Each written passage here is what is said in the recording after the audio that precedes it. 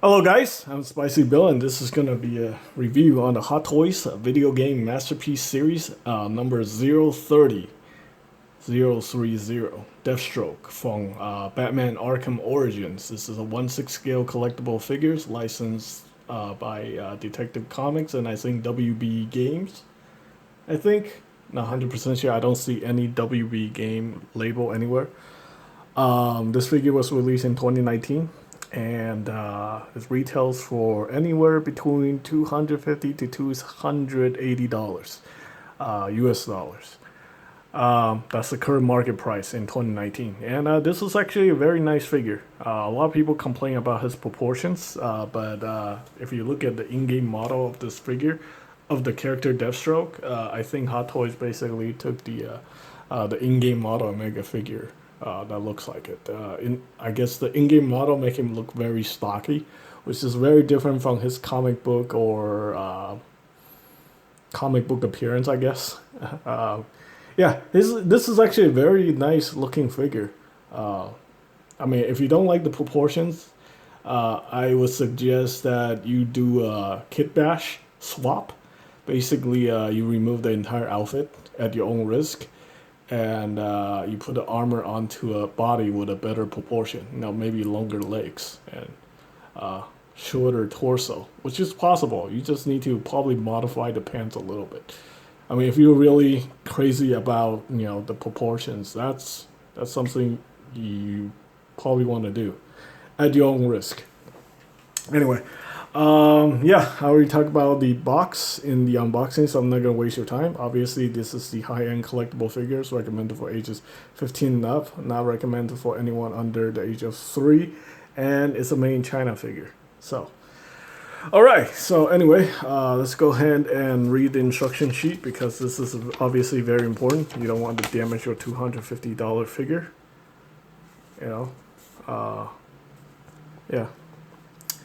All right, so we have interchangeable chest armor here that you can interchange. You know what? I guess I'll show you guys that. I'm actually going to do this review in reverse, so it's going to be quite interesting.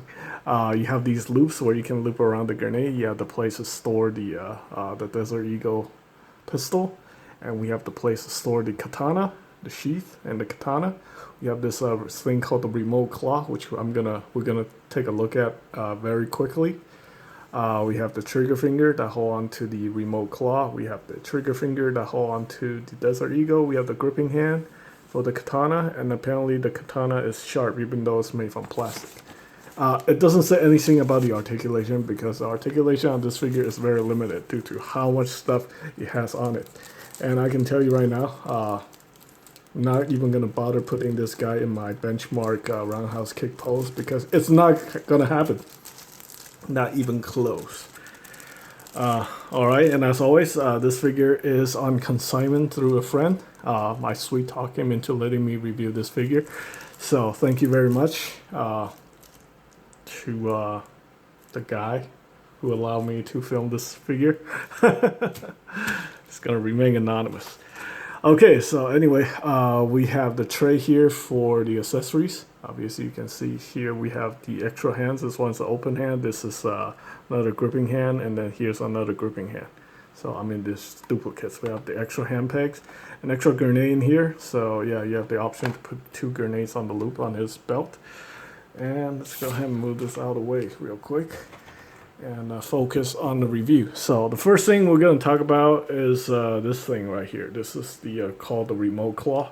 I don't know what it does, and the claw part is actually very loose. So yeah, Hot Toys accessories sometimes it's just, a lot of time I feel like they're just afterthoughts, because look at this. This one still have that freaking seam line going across. That's not good, man. Not for a $200 figure.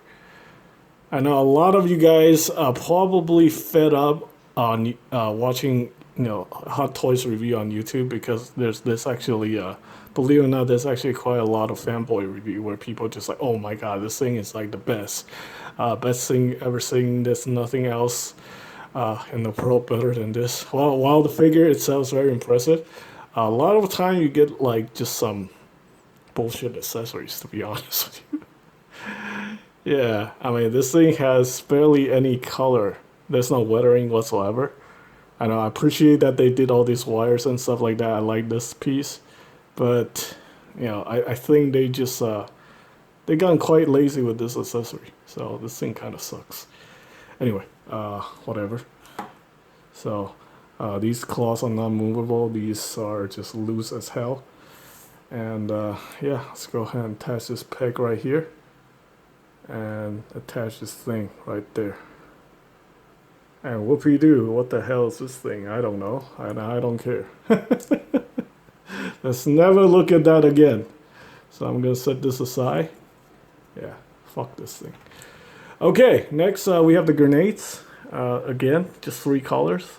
No weathering whatsoever. I feel like this is kind of like a very cheap accessory. Now, honestly, you can probably get like $40 figures with accessories like this. So this thing is kind of bullshit too. And you get 2 of these. So you definitely get your money's worth over there. And yeah, gripping hands. This is a closed fist. And here's a gripping hand. This is for the katana. I'm actually not going to use it because I had a really bad experience with that Star Wars patrol trooper thing, where the hand just kind of get messy with the accessories. So there we go. This is the gripping hand for the katana. Here we have the katana itself. I think this thing is actually very nicely painted. The blade itself is really nice, and the paintwork is perfect.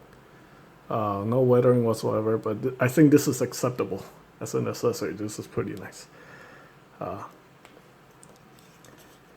Okay, and then we have the Desert Eagle 50 caliber. This is actually pretty nicely done until you see like that nut mark right there. Holy shit, that is some bullshit right there. And this thing is hollow. You cannot remove the magazine, so extra bullshit. I think you cannot remove the magazine. Let's see. Oh, you could actually remove the magazine. But there's a seam light in the magazine too. Take a look at that. Yeah, this is bullshit. This is a bullshit accessory. It feels kind of cheap. The weathering on it does look good though, so I'll give him credit for that. The slide, you can actually there's actually a spring in here. So maybe not super bullshit, but still a little bullshit. Yeah, it looks nice. It looks nice. But the seam lines, the nut marks, eek. Okay, anyway, you can put that in here, like so. Hold it in place. You know, to be honest with you, I'm actually really tired of looking at, you know, fanboy reviews on Hot Toy figures. I know they're great. You know, this thing is actually very nicely done, the figure itself, but the accessories, you know, I think people just need to be a little bit more honest about the stuff. You know, a lot of times they're like pushing these products for sellers from overseas and stuff like that. And I feel like a lot of times they're just overhyping it. And this is coming from a guy who's also selling these on eBay. So, yeah, it's like me shooting myself in the foot, telling you that, you know, these things are perfectly amazing. Yeah, what the hell is wrong with this strap? What? That's kind of a big deal, I think. Or maybe not. Maybe I can just hide it behind that. Either way. Okay, lost my train of thought. Okay, so we have interchangeable chest armor, which I'm going to show you guys. Before that, let's go ahead and take a look at the bow staff. You know, the holding hand for the bow staff. The paintwork on the hand is very nice. The weathering on the staff is perfect. I think this is probably his best accessory. Even better than the katana right there. This thing is really good. Except for this part, you can see the seam line and you can see the nut mark. Oh my god, why? Why? You see this giant seam line going right down the middle of this bow staff and another giant seam line going across, and you see a nut mark right there. Whoopie-doo. Okay, so let's go ahead and pop these out. Imagine if you're like a first-time buyer and you're buying this figure, and then you realize, wow, why does it still have seam lines and nut marks for such a high-end figure? Again, nut marks right there. Another nut mark. At least I don't see any seam line going down this one, so that's actually pretty nice. The paintwork is pretty clean too, so, but not perfect. Could be perfect, maybe. This bolt staff is actually really nice. Okay, so should we try to interchange the hand? Yes, we're gonna do that. Plug the hand in right there, like so. Like so. Would I be able to put it in or not? To be or not to be.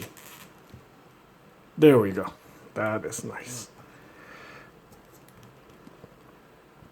Okay, so like I said, let's go over the articulation real quick. Take a look at the bottom of the feet. Scope work is very clean, very nice. Let's take a look at that again. So you know that I'm not trying to bullshit you. You have the ankle pivot right here. This leg armor here is kind of loose. It's just floating in there. Again, like I said, you can probably customize the legs by swapping out the armor to another figure, and you know, give him longer legs. Easily give him longer legs. We have the double jointed knee right there. This is cloth right here, fabric, so it won't really hurt the articulation, although the knee pad are rubber, so when you bend it, you could kind of warp this material, so be careful with that. I wouldn't mess around with the hips too much, even though it's fabric.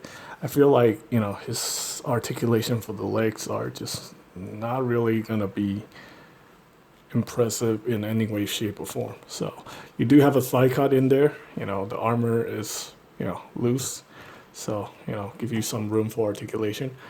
These pouches just, you know, wraps around the leg. This one really just wraps around the leg. There's no like strap that holds on to the belt. So that's actually kind of interesting. This right here is a drop leg holster. Looks pretty decent.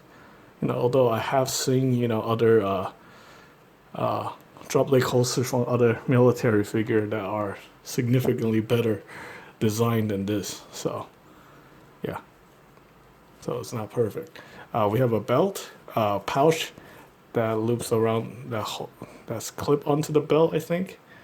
And we have the belt right here. Underneath there's another belt. Here's another pouch here. All these pouches are non-functional. They're just for looks, so just be aware of that. We have this walkie-talkie right here, I think, or taser. And here we have the loops for the grenades, so you can loop the grenades right here. Right there, see the loops? There we go. And yeah, we have the belt that goes around the shoulder. You know, the amount of detail that went into the body itself is, this thing is very impressive. The figure, the accessory still kind of sucks. You know, I kind of feel like a lot of these, pretty much almost every toy company that I know, except for those like, you know, 1/6 scale military figures, they really don't care much about the accessories. You're spending your money on the figure, not the accessories. The accessories is just like a bonus, an afterthought. Something like that. Anyway, the shoulder armor is actually really nice. You have these shotgun shells, which I think you can actually move. You can move them if you want to, yeah. Another shotgun shell right here. This thing's pretty nicely sculpted, very clean. I don't see any major issues whatsoever. If you see my unboxing video, I was like playing around with this shoulder armor. So yeah, you can kind of get it to not even, okay, you can get it to close to like 70, I said 45 degrees. Yeah, don't mess around with that too much. Obviously don't have waist articulation due to the way the armor is designed, so that's a problem. Like I said, the shoulders are limited, if you interchange the armor, if you swap out for the smaller armor, you can actually get the shoulder to go forward a little bit more. We have double jointed elbows, although the material really hinders the, pretty much make it not usable. So you probably get like 90 degrees out of that. I know you do have a bicep articulation right there, but due to the material on the outfit, yeah, that bicep rotation is useless. Again, ball joint for the hand. We have the rotation here and hinge right there. Okay, and then we have the head. Head is on a ball joint. There's a hinge in here, like right there, and then the head's on a ball joint like that. This is actually very interesting because looking at the clear piece right here, I thought there was going to be like some kind of light piping or something. But no, it wouldn't even make any sense because this guy's got human eyes. It's not like it's going to light up, like turn red or anything. Or maybe they were planning for an alternate head. So, but whatever, it just didn't work out, I guess.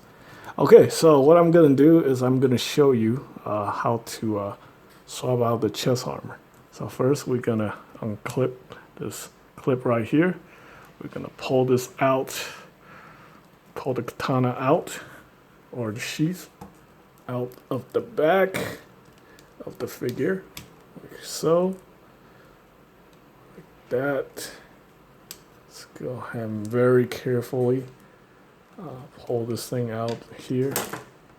Oops, and the hand came off. I guess I didn't put it in properly.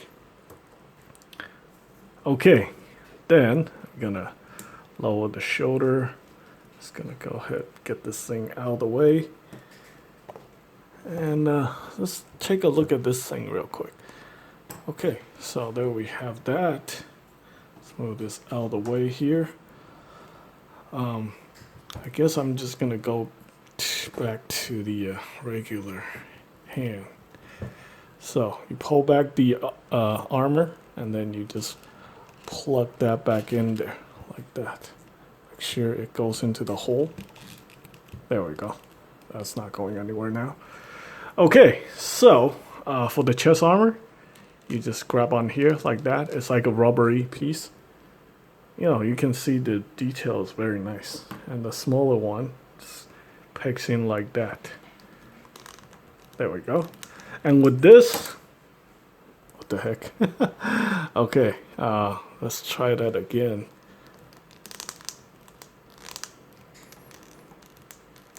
There we go. That's not going anywhere now. So, yeah, this allows you to, guess, give him like a shrug. You know, it'd be nice if they give him interchangeable arms so he can do like, you know, like a shrug kind of thing. But yeah, I don't think this is a good look. So let's go ahead and never do that again. So there we go.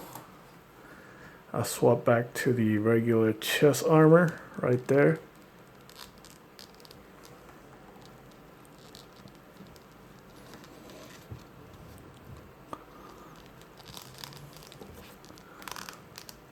Like that. Let's go ahead and take a look at the head. These straps are, there's like a wire in there, so if you want to pose it, you can. And there we go. Let's put the head back on. So the head's got pretty decent articulation. It's got the neck hinge and stuff like that. This piece kind of does hinder the articulation, but overall, this is a very beautiful looking figure. I still definitely recommend it if you're into Deathstroke, if you don't care about the proportion and stuff like that. Again, like I said, the accessories are most of these accessories just kind of suck because due to the fact that I guess they just kind of don't care for accessories. I mean, it's still very nicely painted. You know, if you're not looking for the flaws specifically, you probably not notice them. So either way, but it is what it is. So I think they could do a better job. But anyway, I think that's pretty much it for this review. I do hope you guys find the information helpful. As always, thanks for watching.